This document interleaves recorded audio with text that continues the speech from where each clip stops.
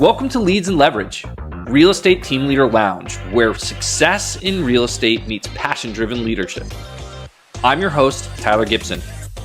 I'm an entrepreneur, real estate team leader, and investor, and I'm thrilled to have you join us in the ultimate hub for real estate excellence. In this exclusive lounge, we're diving deep into strategies, tactics, and stories that fuel the success of real estate teams. Whether you're a seasoned pro looking to take your leadership skills to new heights or an aspiring entrepreneur ready to build your own powerhouse team, this podcast is your go-to resource for insider insights and actionable advice. Get ready to hear from top experts, industry pioneers, and real-world achievers who are making waves in the real estate world. We'll explore the best practices, share invaluable lessons learned, and equip you with tools you need to thrive in today's competitive market. Welcome to the lounge where leaders are made and success is earned. Come on in to the Real Estate Team Leader Lounge.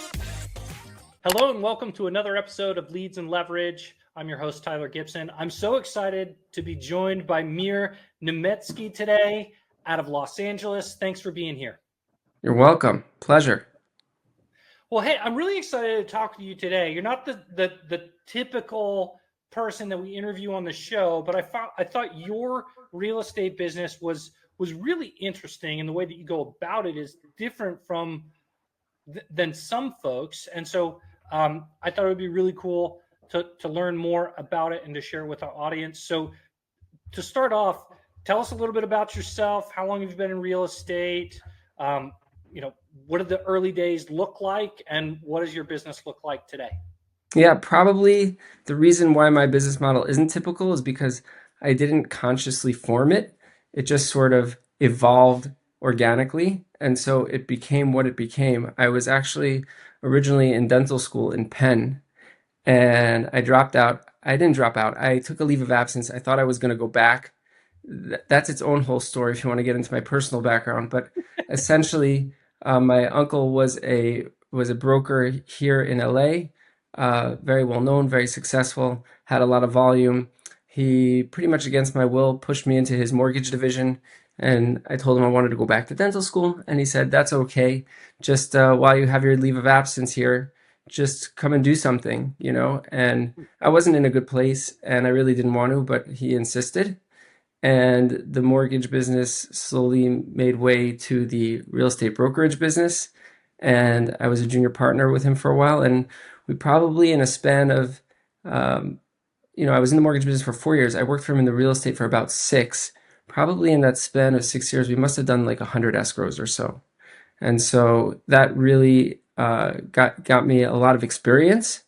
And also because I was dealing intimately with his clientele, and obviously sitting on open houses and trying to build up my own clientele. But because I had so much interaction with his client base, I was able to establish a name and a reputation. And so eventually when I went on my own, it was sort of waiting for me. When other realtors ask me, like, what tips can I give them coming into the industry? I tell them I was never formally trained. My uncle was not like your typical teacher. He just kind of threw me in and told me to go swimming. He gave me the workload. He generated the business, but I learned it on the fly. There were a lot of moments where I felt very stupid compared to the agent on the other side. And sometimes the agents on the other side were kind enough to coach me through the process, which was beautiful.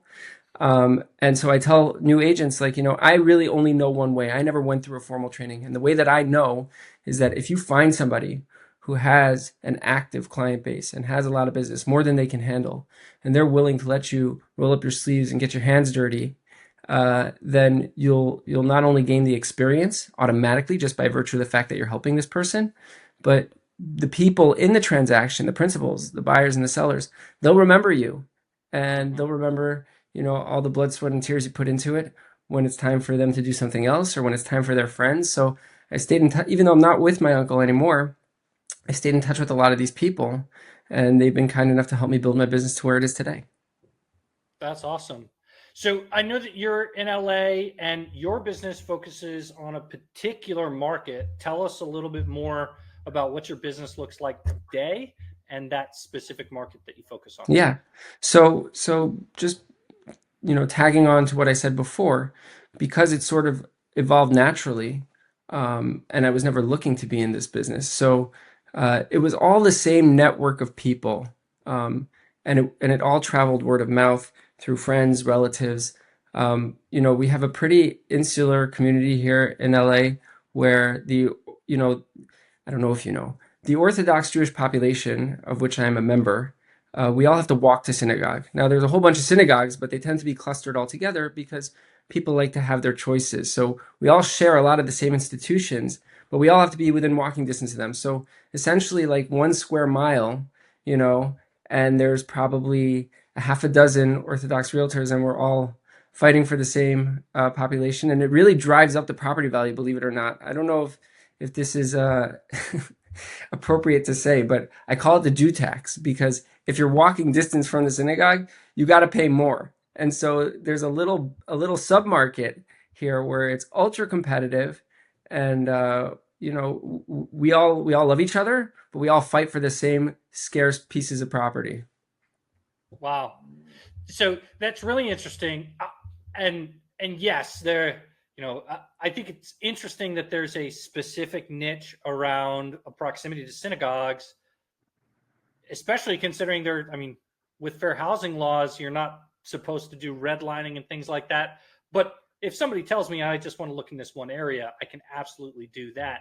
How has being part of that community, affected your business? And I guess I should ask, since we're about leads and leverage here on the show, how is it that you find clients? How is it that you're prospecting or generating leads for yourself?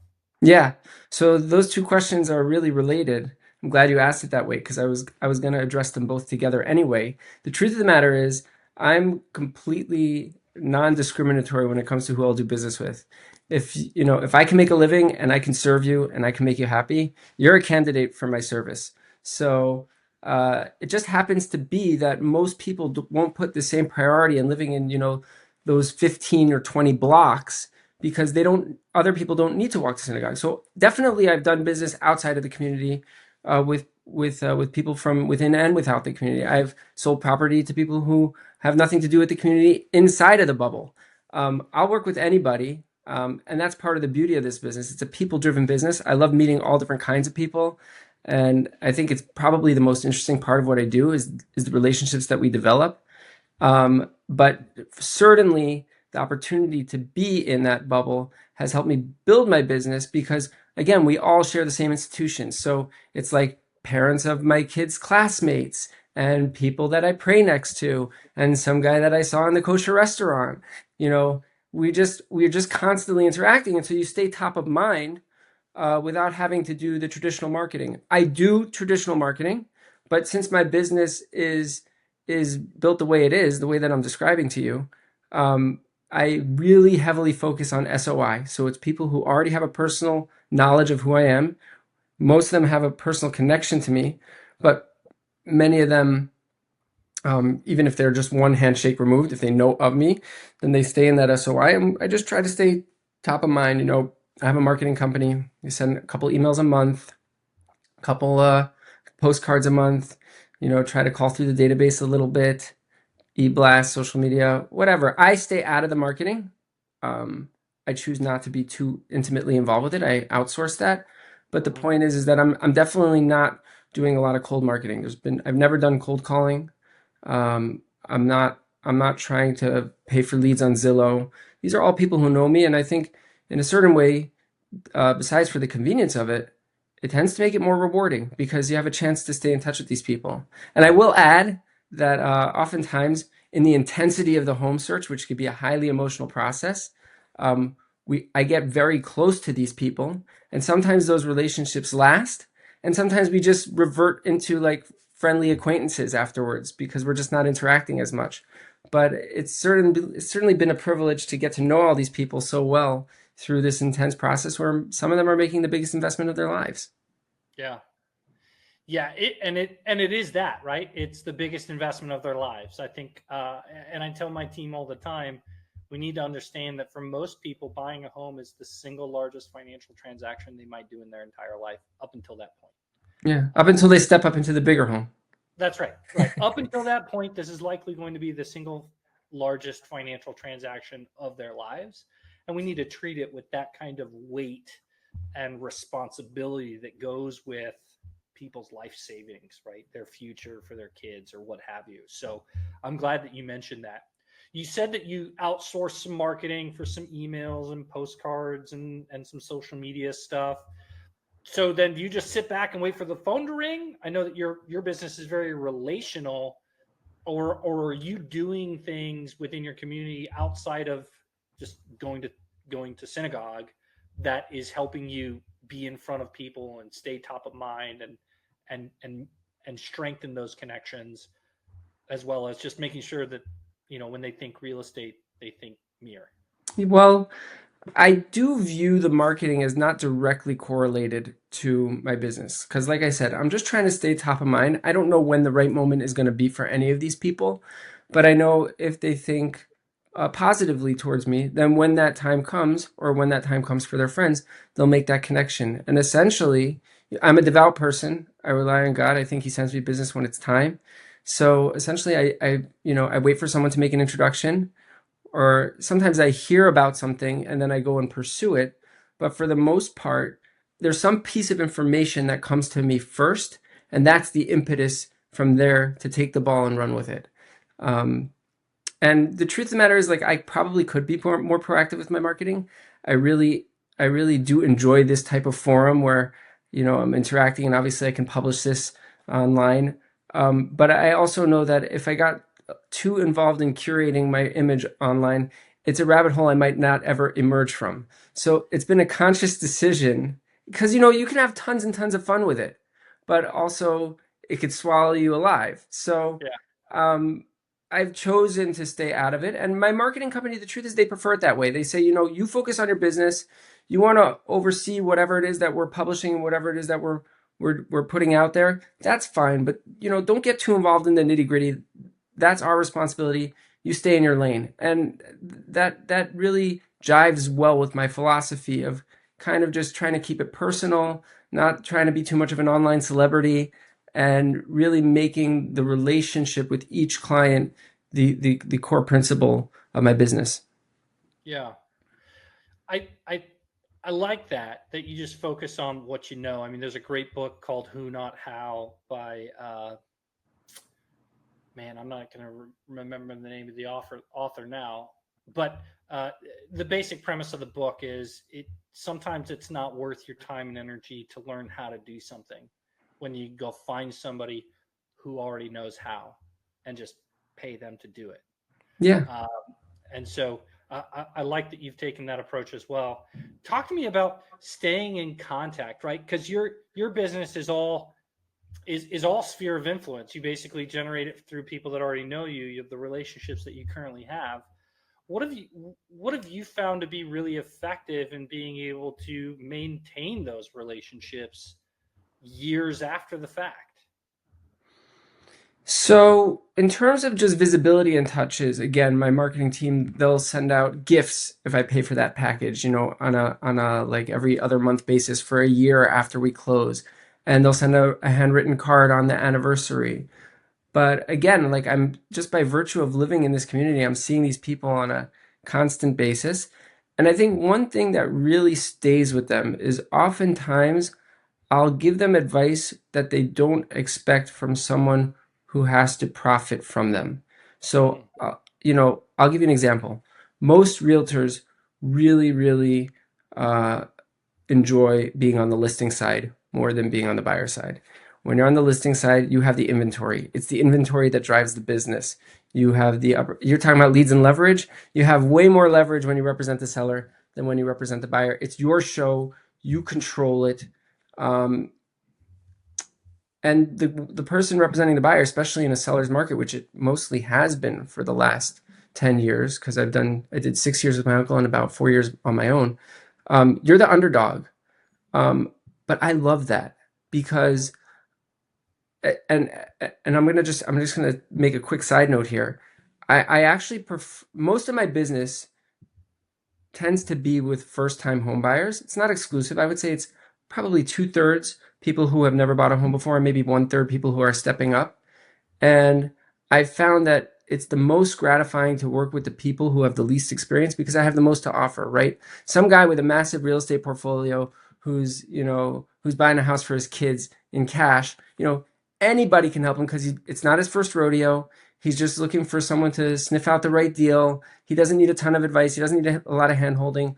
My family background is all in education. I used to help out in that family business when I was a kid. And so I really feel that I can share my experience, my perspective the most with first-time homebuyers. And as you'd imagine, going back to my original point, first-time homebuyers are the ultimate underdog. They have no idea what they're doing, right? Mhm. And I love the challenge of kind of taking the years of experience that I have and all the different escrows, and instead of trying to, direct them into a specific philosophy or strategy, I sort of paint a picture that gives them the whole field of experience that I have, and I want them to come to that conclusion on their own. And so it's a highly collaborative experience. And so I think that, to the extent that this process is life-changing, one of the reasons, besides for the fact that representing buyers is I think the bigger challenge, which I really enjoy. I also, because now property has become a passion of mine, it's like when I help someone sell, it's like I'm glad I was able to help them, but it's over. The property has left their possession. When I help someone buy, it's like this is something that they can move into. They're going to be there for years. It's like I've really, really made a difference in their, in their future memory bank. When they look back, how many memories are going to be in that house? So I think, you asked me, what is it that I'm able to do to keep those relationships alive? And given that that I don't mind being the underdog, or that I'm not acting purely out of self-interest, a lot of times I'll tell my clients, if you can hold on to your property, people who call me to sell, I think you should, Mm. because I prefer that you have it, or if you're going to buy something and step up, maybe we can hold on to this house and rent it. And I certainly don't see any profit from that. In fact, I'm turning down a business opportunity every time that happens. But I truly believe that if I give people the best advice that I can, then they're going to say, this is a relationship worth holding on to. Yeah. I think that's a really powerful statement. To give someone advice that is contrary to your own self-interest. I mean, I would hope that by nature that's what we all do as advisors in real estate, but I know there are plenty of people that don't, right? And because I'd rather have the listing. I'm very much like you because I'm an investor and I have my own rental portfolios. Whenever somebody calls me to sell, you know, I always ask, do you have to sell? Yeah. And Right? it's not always easy. Yeah. Even if that is your life philosophy, and even if it does come to you naturally, there's still some level of conflict. And I think that's just part of being human. You see an opportunity slip away, but I think you have to stay big picture and try to help people. And I think people appreciate that. And the truth of the matter is yes, I do what I do because it pays the bills and it keeps the roof over my head. And I'm trying to build a rental portfolio like you. I have one investment property, and so that's always exciting to be able to have a little extra cash and go after something else and build it bigger. But I lost my train of thought. I'm sorry. It's all right. I think it was giving people that advice that sometimes can be contrary to our own self interest.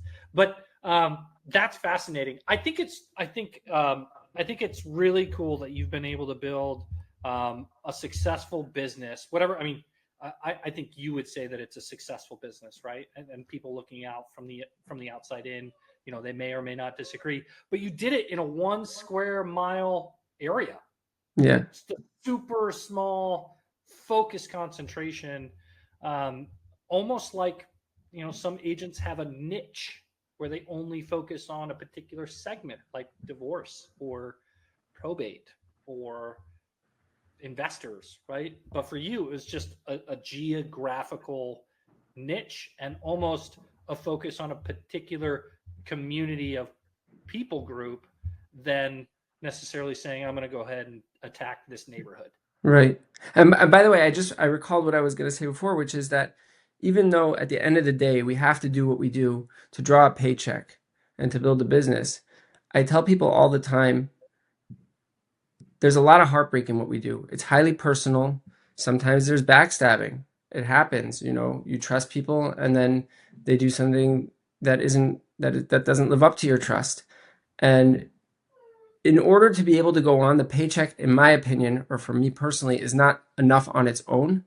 I think the gratification of looking big picture and giving people good advice is what allows you to persevere when there's heartbreak, because at least you're on a mission and you're doing something that's contributing. So when things are good and when you're making money, the money could be the reason. But when things are tough, you have to be able to look back and say, I'm doing something good for people. And I think that's what gets you through the hard times. Yeah. Well, I love that. Well, we're coming up on about 25 minutes here that we've been chatting, so I don't want to take up too much of your time. If people wanted to learn more about you, what's the best way for them to get a hold of you? Just call me on my cell phone. I'm willing to talk to anybody. I had never met you before this conversation, so you send me an email, say, can we get on this platform? Absolutely, I'll talk to anybody. That's one of the joys of this business. Yeah, I love that. So that's 310-926-3119 for anybody listening. Perfect. Any pieces of advice you would give to an agent that might be listening about building a business that's focused solely on your sphere of influence? Yeah, I think what I touched on before, I think if there's no schooling for this business, as far as I know, that would really give you the credential to be able to hang a shingle. The real estate license is pretty easy to obtain. And one of the proofs of that fact is that I think we got a lot of idiots in this business too. Like I'm sure like many other businesses.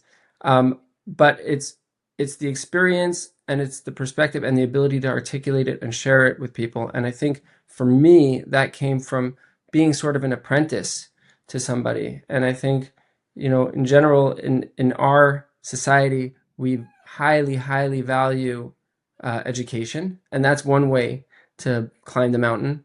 But I think apprenticeships in some ways can give you more real hands-on life experience in what it is that you're trying to do. So attach yourself to somebody who is successful, who has volume, who can use the help so that you're not just kind of benefiting only yourself. And so that there will be opportunities to contribute and really gain that experience. But also someone who's invested in you.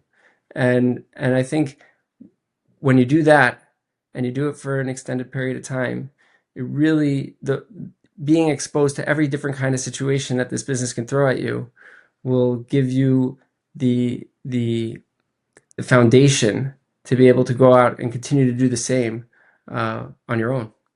Yeah. I heard you tell new agents that they should join a team. That's what I heard you say. Yeah. That may not be exactly what you said. Yeah. Because that's generally what teams are there for. It's usually an agent that has a lot of experience. Oftentimes they're generating more business than they can handle. And they're typically there to help the agent, whether through systems, processes, administrative staff, or whatnot, to make sure that all of those opportunities get dealt with in a good way, and that those new agents are supported and educated throughout the process of helping their first few clients. Yeah. And on the flip side, I would say, and this is probably where I am now, because, I have a couple of different listings and the owners of these houses have a gripe with me that like, I'm not the one sitting on their open house consistently enough. And I have to outsource it to basically agents who are calling me and volunteering to sit on my house. And I think when you're at that point, it's probably time to grow. This is not something that I can speak from experience. It's a challenge that I'm facing now. It's a good challenge to have. And I don't think that what I'm going to do to try to grow is branch out my marketing and start doing cold calling. And, maybe I'll do a little geographic marketing and try to capture more where I'm known. But I think primarily the path for me will be to add people that I trust who could benefit from my tutelage and at the same time be there for me, so that when I'm not at that open house, I could tell these sellers, hey, it's not me, but it's someone who answers directly to me. And it's someone who I'm directly training, and they're adopting my view of real estate. So, you have a junior clone who's there for you when I'm not able to be there. Yeah. Yeah. And that's what being a team leader is. You're You're teaching and training the next generation to help service your clients like you would. So Exactly. Very cool. Well, thank you so much again for being here with us today. And thank you to everyone that tuned in. We'll catch you next time here on the Leads and Leverage podcast. Appreciate you. And that's a wrap for today's episode of Leads and Leverage. I hope you found our conversation insightful and actionable. Remember, success in real estate is not just about transactions. It's about the relationships you build, the teams you lead, and the impact you make in the lives of others. If you enjoyed today's episode and want to stay connected with our community of real estate leaders and entrepreneurs, be sure to subscribe to the podcast and leave us a review. Your feedback helps us bring you more valuable content and guests. Don't forget to visit our website, gpghome.com/leads and leverage for additional resources, show notes, and exclusive updates. You can also follow me on Instagram at real_Tyler Gibson to join the conversation and connect with like-minded individuals. See you next week.